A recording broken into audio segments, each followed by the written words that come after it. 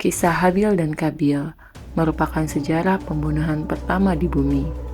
Setelah Nabi Adam dan Siti Hawa diturunkan ke bumi, mereka menjalin bahtera rumah tangga yang sangat bahagia.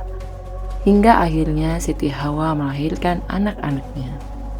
Siti Hawa selalu melahirkan kembar sepasang, di mana hampir selalu jika Siti Hawa melahirkan dikaruniai Allah sepasang laki-laki dan perempuan.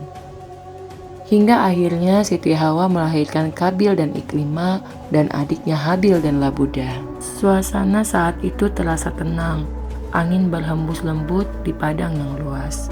Sementara matahari mulai condong ke barat, menyebarkan cahaya emas di langit senja. Habil, seorang pemuda yang berjiwa lembut, berdiri di tepi padang rumput mengawasi ternaknya yang tengah merumput. Wajahnya terlihat tenang dan damai. Setiap hembusan angin seolah menguatkan rasa syukur di hatinya. Dan lebih penting lagi, ia merasa dekat dengan Sang Pencipta. Di sisi lain, jauh dari padang rumput yang tenang itu, ada Kabil. Wajahnya mengaras, matanya menyiratkan amarah yang terus membara.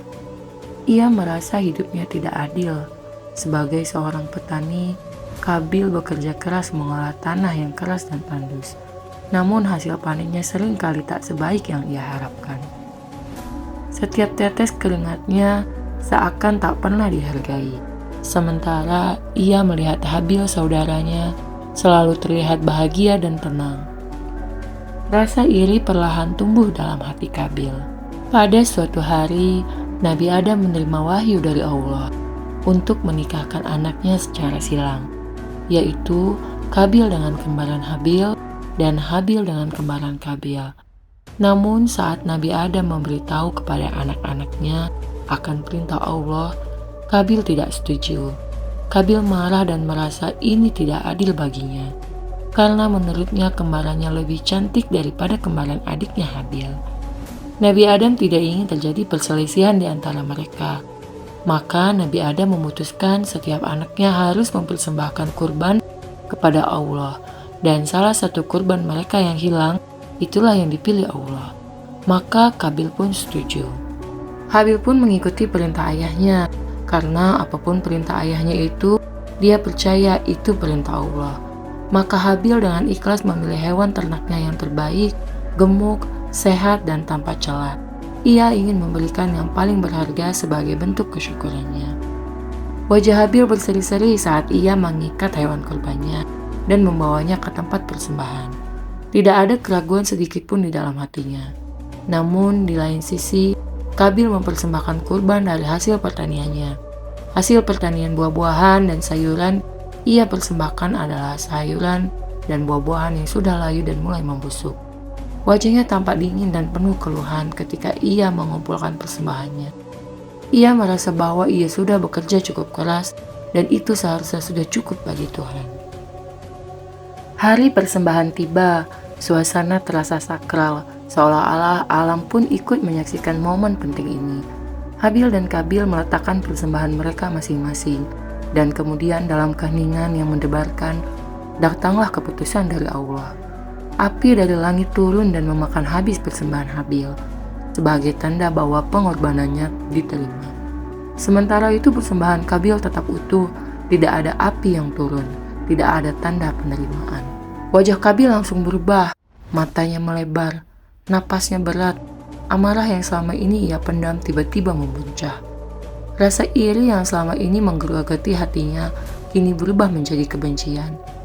Mengapa Allah memilih Habil? Mengapa bukan aku? Pikir Kabil. Api amarah di dalam dirinya semakin berkobar, tak mampu dipadamkan. Ia mulai memandang Habil bukan lagi sebagai saudara, melainkan sebagai musuh. Hingga ia berucap, "Aku akan membunuhmu." Habil sendiri tidak meladeni niat buruk Kabil. Dia tidak ingin melakukan hal yang sama sebagaimana keinginan Kabil, karena dirinya takut kepada Allah. Hal tersebut menunjukkan keluruhan budinya dan takutnya kepada Allah Ta'ala. Habil berkata sebagaimana Allah Ta'ala kisahkan, "Sungguh kalau kamu menggerakkan tanganmu kepadaku untuk membunuhku, aku sekali-kali tidak akan menggerakkan tanganku kepadamu untuk membunuhmu." Sesungguhnya aku takut kepada Allah, Tuhan seluruh alam. Suasana tiba-tiba terasa tegang. Langit yang tadinya cerah mulai mendung, dan angin yang tadinya lembut berubah menjadi dingin. "Kenapa Tuhan lebih memilihmu?" Kabil bertanya. Suaranya terdengar tajam. Habil menatap saudaranya dengan lembut. Wajahnya penuh dengan kesabaran dan pengertian. Meski di dalam hatinya ia bisa merasakan kebencian yang tumbuh di hati Kabil. "Kita hanya melakukan yang terbaik, Kabil. Tuhan lebih tahu apa yang ada di dalam hati kita," jawab Habil dengan tenang. Tapi ketenangan Habil justru semakin membuat Kabil murka.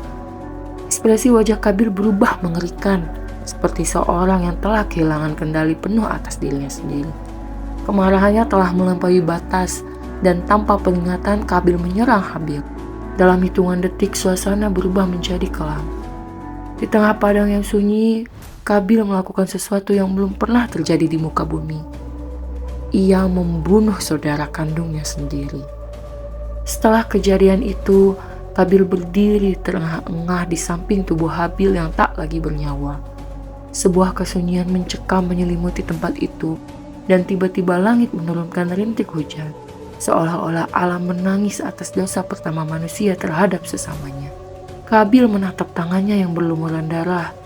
Ekspresi wajahnya berubah dari kemarahan menjadi kebingungan dan ketakutan. Ia tidak tahu apa yang harus dilakukan. Untuk pertama kalinya, manusia merasa bersalah. Ia telah melampaui batas.